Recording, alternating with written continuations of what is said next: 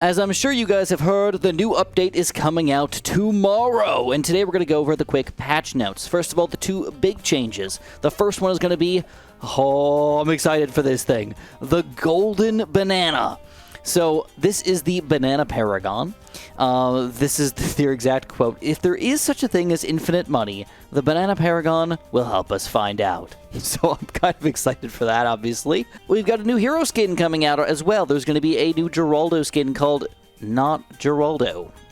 That's kind of fun. I don't know what it's going to be like, but is he going to lose his mustache, or what's going to happen here? Fortunately for us, that is the major changes for the entirety of the game, but now there's a lot of balance changes we have to go over. We're going to start off with the Wizard, everybody's favorite tower here. The Archmage is going to get a slight nerf. First of all, the price is going to go down $1,000 to $33,560, but he's going to lose one of his damages. So be careful with that, because he already does a pretty significant amount of damage, popping rainbows down into nothing, and ceramics down into nothing with just 2 shots, but I think they're going to change that, so now it's going to take 3 shots to take down a ceramic even at round 1, and of course, once you get to super ceramics and ceramics later on in 81+, these things are going to be pretty beefy and be really difficult for an Archmage to take down. Nuclear Sub is getting a minor change here. The total Pierce cap is being limited even further. You can see that even when we send out 33 rainbows, we can take it down, but they are changing his Pierce cap to roughly half of what it was, and they're saying because it's just such a cheap tower, it should not be as efficient as it is in the early game, but of course they still want it to be more effective in the late game, so they don't want to affect its damage or anything like that. So because of this, they are going to change the price to be $200 cheaper, but make him have a lower Pierce cap. Ninja Kiwi Y! Carrier Flagship just got a big buff to give him flaming hot shots that come out of the actual planes themselves, and then they said no. They didn't like that change, and they are changing it back. There are no flaming balls coming out of these monkey aces anymore. I guess that made him just too powerful overall. I don't know. I don't really get it, but you know what? Okay. Now, if you guys are enjoying this video, thank you so much. It took me a lot of work to get this up in time for the next update. But if you want to be uber duper nice, use my creator support code SJB and make sure you like the video. Appreciate it so much, and enjoy the show. You guys know that I don't normally like talking about beast handlers because they're usually just freaking complicated as crap. Luckily for us, this one is not as complicated. It's only going to affect the Velociraptor and the T-Rex, and they're both getting buffed. Interestingly enough, they already have a pretty good amount of Pierce cap, but their damage is still limited in a weird way against Moabs. They're going to get a +1 bonus to Moabs in particular, which I'm kind of okay with. I mean, getting a small Moab damage bonus feels like they're going to be a little more effective against kind of everything instead of just being a balloon popper. Dang, dude, they're finally coming for it. The Bloon Solver. He's been one of the most OP towers in the game for a while now for his just overall amazing balloon popping power. They had to figure out how do we nerf him without making him absolutely suck, and they've done us real dirty here. They keep taking away the ability of towers to pop lead balloons, and the Bloon Solver is the next one down the list. He can no longer pop lead balloons, so even though you guys are going to see me able to pop purples and stuff over here and popping the leads, and eventually DDTs, they're taking away the ability of this guy to pop DDTs pretty much at all. You need to go straight for an MIB at this point if you want to do any damage to DDTs. I mean, look at this. This is an insane tower. He could pop all of round 95 by himself right now. After this update, we will need an MIB to be able to pop them at all. Oh, it sucks, but it just makes MIB just that much more powerful. All right, Monkey Ace is getting a lot of changes here. These are kind of weird ones, though. I don't really understand them. So first of all, Exploding Pineapple is going to be increased by $50. Because it was one of the cheapest upgrades in the game. I guess Ninja Kiwi didn't like that. Spy Plane is going to, instead of giving double damage to camo popping power, is now going to give triple damage to camo balloons. So getting a Spy Plane is actually worth it for the Monkey Ace, and you don't really need to go for a village anymore unless you absolutely want to. This will help it against DDTs, but of course you have to get a tower that can actually pop DDTs, which is kind of the weird part here. Because getting a Sharper Darts, a Centered Path, and an Emphasis Targeting is all going to be the same, but getting a Spectre is not. The Spectre is now going to be $3,000 more expensive, which is fine, I guess. I'm okay. I'm kind of okay with that. But Flying Fortress is going to be $3,000 less expensive. Fair enough, but also his damage is tanked. They're killing the Flying Fortress on us right now. The Flying Fortress damage is going to go from 12 down to 9. 3/4ing his total damage here.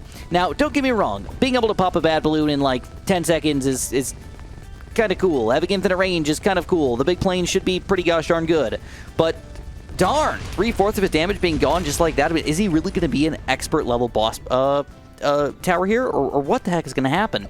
And I don't really understand the Spectre being more expensive to just take it away from Flying Fortress anyways. It's kind of weird. Next up, we've got an Ultra Juggernaut buff. Now, this is exciting to me because Ultra Juggernaut's kind of a bad tower, except in very particular situations. Even when you have walls here, he just doesn't end up being automatically awesome. It's because the amount of bounces that he can make with his balls is just not enough. So they're making him more bouncy. So, of course, this may end up increasing lag a little bit, but you know what? To be better, sometimes you have to make more lag happen. They're changing the amount of bounces from 5 to 9. All right, we got some really interesting changes for the Ninja. Ninja Kiwi specifically saying here that they are comparing it to the Druid for some reason, and they're saying that the Ninja in the early game is too underpowered. I mean, I wouldn't really agree with that necessarily. They shoot reasonably quickly, but I guess I kind of understand. If you had to compare it to a Dart Monkey, you could buy 3 of them for almost the same price, or a Druid here having this much popping power is pretty sweet. So why would they change his popping power from 2 to 3 as a base tower, and from 4 to 5 when you finally get the Sharp Shurikens here? I don't know. I guess it kind of makes sense if you want to get that little burst of extra popping power, but then forcing you to get a Seeking Shuriken to make sure you are getting the max popping power out of your Ninja. So, completely fair here, but just kind of weird, I guess. And then when you get Double Shot, don't forget that that is going to double from 4 to 8. From 4 to 8 to 5 to 10. So we're getting that, actually, going to actually make sense here to get a double shot now. And then when we get Bloon Jitsu, throwing 5, it's going to multiply even further out here. So when we alch these guys, it's going to be an even better strategy to play around with. All right, guys, another wild change. Mad is getting a huge overhaul here. Now, if you have not seen the Mad before, he does mega damage to these balloons. I mean, it's 550 damage per shot to each one of these, with each one of these shots. And obviously, that means he can easily take down a Bad, multiples Oh My Gods, BFBs, and everything. They're going to change how he works, though, because they don't like that he shoots so freaking slow. They want him to be more accurate. Not necessarily actually more accurate, but more accurate with his popping power. They don't like the randomness of him. So they are going to increase his attack speed by 4 times, which is kind of cool because I think that's going to affect his ability quite a bit here as well. But because they are increasing his speed by 4 times, they're going to change his damage from 550 down to 72. So we're losing quite a bit of popping power here, but we're going to be more accurate with our popping power, which I think makes at least a little bit of sense. I gotta be straight with you guys, I'm really upset about this one. Spirit of the Forest, and the thing is, I'm doing a video right now on the Tournament of Champions, where I talk about every single tower, their strengths, their weaknesses, and we're comparing them against each other. And when Ninja Kiwi comes at us with a crazy update like this that changes some of the best towers in the game, even if it is just minor changes here, it really affects how my votes are going to go through. But anyway, Spirit of the Forest makes $1,000 every single round, and then in addition, can make extra money by clicking this ability. No longer is he going to make $1,000 because that means he pays for himself at about 42 rounds. Instead, we're going to change it to $100 made per round, but we can still make our money through these abilities. So he is no longer a pay-for-himself kind of tower. He's a tower that will make us a little bit of cash. Ooh, I kind of take it back. Remember how I talked about that I hate that Ninja Kiwi keeps taking lead popping power away from everybody? Well, guess what? We're finally getting it back! Tack Zone will finally be allowed to pop DDTs again, but it comes at a small cost. His attack speed is going to be 15% lower, but now automatically he can attack DDTs as a lead popping power tower, but you still got to give him camo detection. This is really cool. Not needing an MIB anymore, knowing that we can pop DDTs is just a really, really good addition to the team, in my opinion. I'm excited. I want to see if this guy's actually going to be able to carry now, even though he's getting these nerfs. Oh my god, Ninja Kiwi is going ham on the Mortar. They do not like that people are not using the Mortar, and they're finally just going crazy, and they want to see, can we force people to use the Mortar, and this is how they're going to do it. So first of all, he went from 1 damage to 2 damage in a somewhat recent update. They're going to leave that as is unless you get the bigger blast. It's going to also give you 3 damage, which allows Bloon Buster to do 4 damage, and Shell Shock to do 5 damage, which allows the big one to do just 7 damage. It's going to be the same thing here. Big one's going to be the same, but All these low-tier mortars are going to be good, and don't forget that popping it with the faster reload and rapid reload is going to help us out here. But you know what? They didn't stop there, because the biggest one, even though a very effective tower here, is going to nearly double his damage output against specifically the big Bloons. So these BFBs, oh my gods, and everything here, they want you to use this guy against these things instead of just the small Bloons. It's kind of weird because he feels like a kind of everything-ish tower. He's like decent against the Moabs, BFBs, and everything, but still takes so long to pop these things. Even on a really, really easy map like this, they want the biggest one to truly be the biggest one, and they want you to use him. So I'm really honestly excited for that. We'll see if you guys like those changes as well, but Mortars are going to be literally one of the best towers in the game right now if these changes are legit. Next up, another huge change. So Artillery Battery, still one of my favorite towers in the game. Not getting any crazy changes across the board here, but don't forget that you can match it up with Bigger Blast and Bloon Buster. That'll make it even more powerful now, giving him that extra damage. You can't beat it, right? But when we get the Pop and Awe ability, they don't like how inconsistent it is. Look at how long this cooldown is. It takes forever to come back. So they're going to increase that cooldown to 40% less.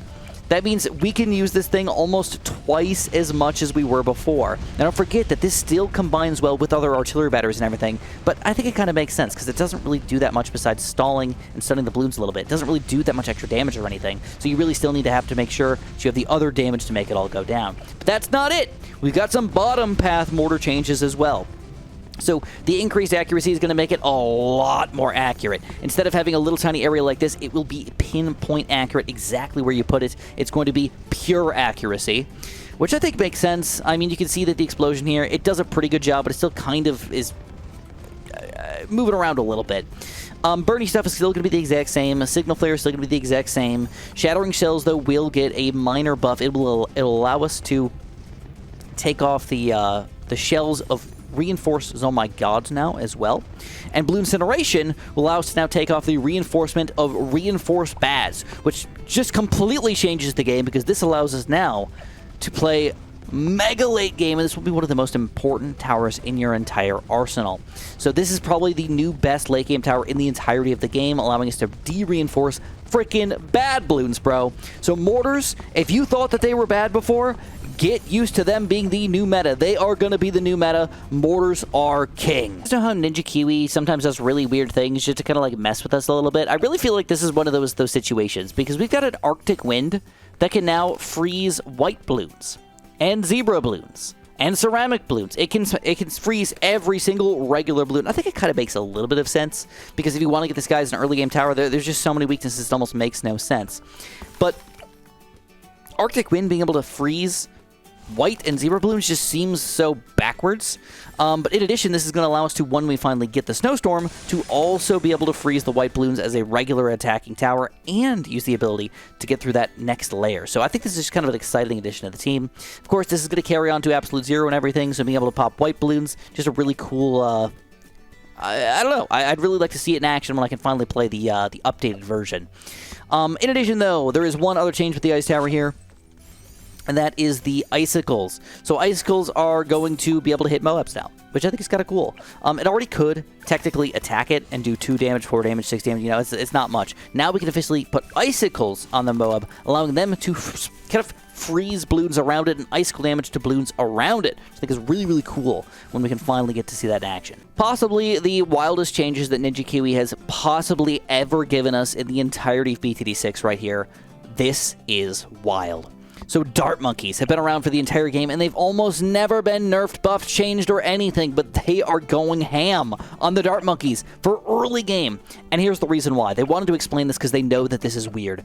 Dart Monkeys are getting a big change because they want to come out with more difficult maps than even Bloody Puddles and Ouch, but 3 Dart Monkeys cannot beat the beginning of round 6 on Chimps mode, and they want every single Chimps to be possible with a Dart Monkey start.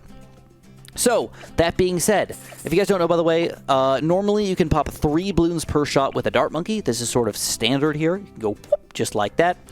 But they are changing it, so now Dart Monkeys can only pop 2 Bloons per shot with a standard Dart Monkey. But because of this, they are making Dart Monkey significantly cheaper, costing only $162 to get instead of $215. The reason why you wanted $162 is you can buy 4 of them with $650 on Chimps mode. Freaking crazy, dude! So now a quad Dart Monkey start might be the new best start in BTD6 in almost every situation. Unless you really don't want to waste your space, 4 Dart Monkeys will be king. Alright? But that's not it. You gotta imagine what's gonna happen to the future cross paths. Sharp shots will still pop 1 extra balloon shot, but razor sharp shots, instead of doing 2, will do 3 to get it back to the usual normal amount. So you really do want to go for those razor sharp shots if you want to keep everything going. Then don't forget, Spike-a-Pult and Juggernaut are going to be the same, but Ultra Jug did get those extra bounces from earlier, so if you're playing with Ultra Jug, he's still going to be a pretty reasonable tower to use on your team. But that's not all. All of these changes are going to kind of go across the board here and change how we want to do our cross paths. So quick shots is still going to be 15% faster, but very quick shots is going to be 50% faster. This is a very, very important upgrade for the Dart Monkey, and you kind of have to choose. Do you want to go for the sharp shots, or do you want to go for this longer range or the very quick shot? It really does mean a big deal for us. So anyways, very quick shots is important now, and now when we get to the triple shot Dart Monkey, things get wild. Because now it's no longer the triple shot Dart Monkey, he's the quad shot Dart Monkey, dude. Now, first of all, this is going to affect Alchemist a lot. If you get a quad shot Dart Monkey with Alks, it's probably going to be a pretty decent tower here. But don't forget that this is going to affect his popping power quite a bit, because normally we can pop 3 balloons per shot times a triple shot is 9. But now if we go down to only 2 pops per shot, when we get up to a triple shot, it's 2 times 4, which is only 8. Technically worse unless we get Elks or continue with our sharp shots and razor sharp shots. That will make him a better tower overall. So triple shot changing into quad shot is actually a really good tower that you should probably check out. In addition, we've got some changes with the bottom path as well. So these first 2 upgrades are not going to change at all, but crossbow is going to change. It says it can pop 3 layers of balloon per hit. No longer can it pop 3, it can pop 4, knocking purples down into blues. And now Sharpshooter can go even further than that, and he can do a rainbow down to legit nothing. All right, so we're going 1 extra layer for 3rd tier and 2 extra layers for Sharpshooter, but Crossbow Master will remain unchanged. But now you have to think about, do you want to go for that extra damage, or do you want to go for the quick shots? It will actually matter here. I still think quick shots is probably going to be better, though.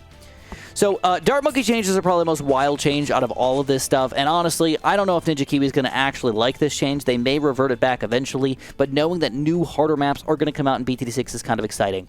Now, if you liked any of these changes, make sure you like the video, make sure you subscribe, and make sure you realize that you just got April fooled.